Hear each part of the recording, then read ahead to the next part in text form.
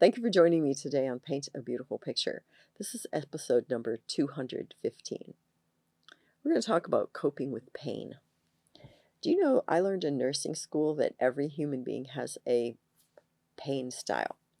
So they talked about people groups, which I think might have been true 40 or 50 years ago, but I think today it's much more broad based. So it just depends on who you are.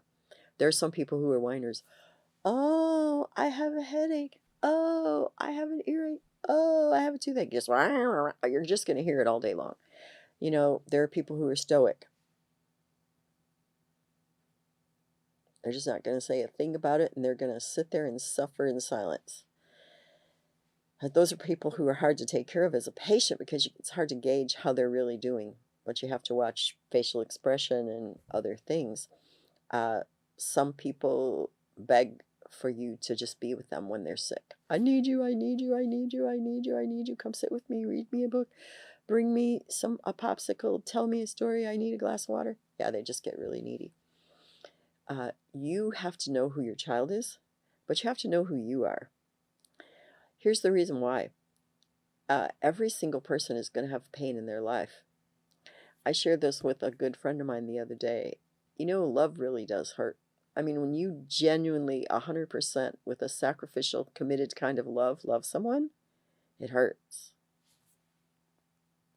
If you have any doubts about that, I just need you to look at the cross, which is the greatest demonstration of love throughout all of human history. Love really, truly does hurt. So it isn't a question of will we hurt. It is what do we do when we hurt? How do we handle it when we hurt? And teaching your child how to handle pain. I want you to know that we all have a pain threshold, okay? I found mine twice in my life. Once when I had gangrene and peritonitis in my abdomen. I cannot tell you about the kind of pain that was because I don't think there are words to describe it. And the other one was when I had dengue fever. They call it bone breaking fever for a reason. It is like someone was taking a sledgehammer and pounding on your body. It is really awful. In one of those, I screamed my guts out. And in one of those, I was dead silent because I had nothing to say. I would groan, but I had nothing to say.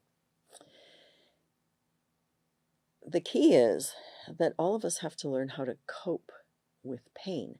Now, here's what I want you to know. If in fact you don't, you are very likely to get numb. Like you hit your pain threshold and you just numb yourself out. And we have seen people in the world who have done this and ended up doing drugs, and I do mean some heavy drugs longer term, or getting wasted every day of their life because they cannot handle the amount of emotional pain that they're living through, or they're really numb to people. They either become a hermit, they don't want to have anything to do with anybody anywhere, and some of those people become homeless.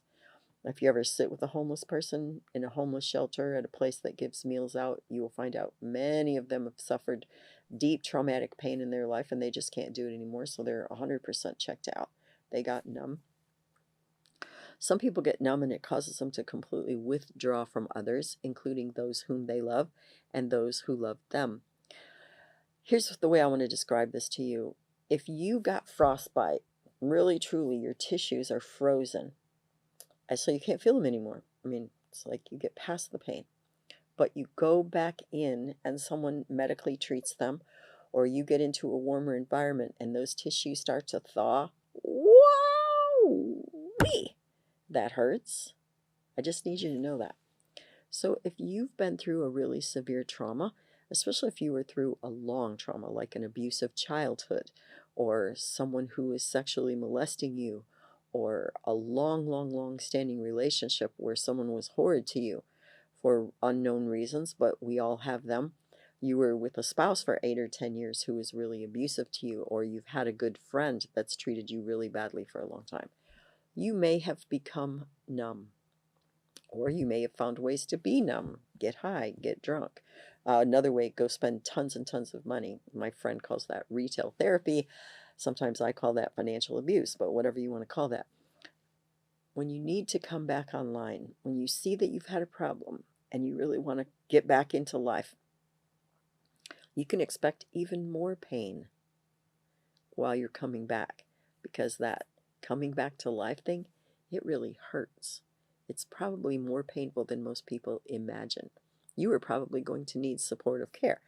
That means you might be talking to your pastor or a professional counselor. You are probably going to need some help through that. Most likely, one of the greatest illustrations I can give you about that is PTSD. When a young woman or a young man serves our country and they see really horrific things in battle or in war, they come back changed, and for good reason. It really hurts their spirit to see their friends get hurt and killed. It really hurts their psyche to see some of the terrors of war, what people do to each other. And sometimes they recover from that, and sometimes they don't. You need to help your child understand in life there is pain, and you can cope. Now, I do realize that because this is a shorter episode, this may not be as in depth as you're used to, but I'm at least going to give you the steps. You need to help your child understand that when you're in pain, you need support. You need people around you who are going to love you and hold on to you and let you know that you are still okay and you are still a valuable, important person. In spite of all of the other stuff, you are still really valuable and important. Truthfully, you probably need someone to help you process it. In other words, you do need to talk about it. You might not need to cry and whine and scream about it, but you probably need to talk about it. And you let your child know that you are willing to listen. You might actually need more help than you thought.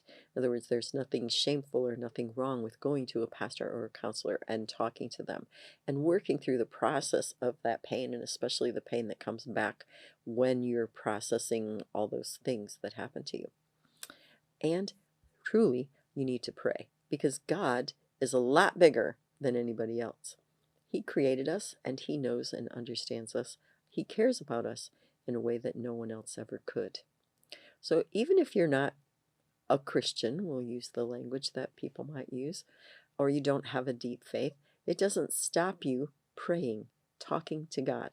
There is absolute, irrefutable proof. Studies have been done over the last 10 years that are just amazing, that having a conversation with God helps to bring a person peace of mind and heart. So I really invite you to pray. And I promise you, God is listening and He cares a lot. My challenge question for you today is, have you been through a lot of pain in your life? And have you processed it? And are you helping your child understand that pain is a part of love and a part of life? It is something we all have to go through, and it is something we can all cope with, but it's very good if we have someone who's supportive alongside of us while we're doing that. It's been my pleasure to be with you today. If you have questions or comments, please leave them below. If you like this video, please give me a thumbs up or share it with a friend, and I will look forward to seeing you again soon on Paint a Beautiful Picture. You may find additional information on our paintabeautifulpicture.com website. Additionally, you may watch me on Rumble, and you may also listen to a podcast on Buzzsprout or Spreaker, all under the name Paint a Beautiful Picture. If you like this video, please give me a thumbs up.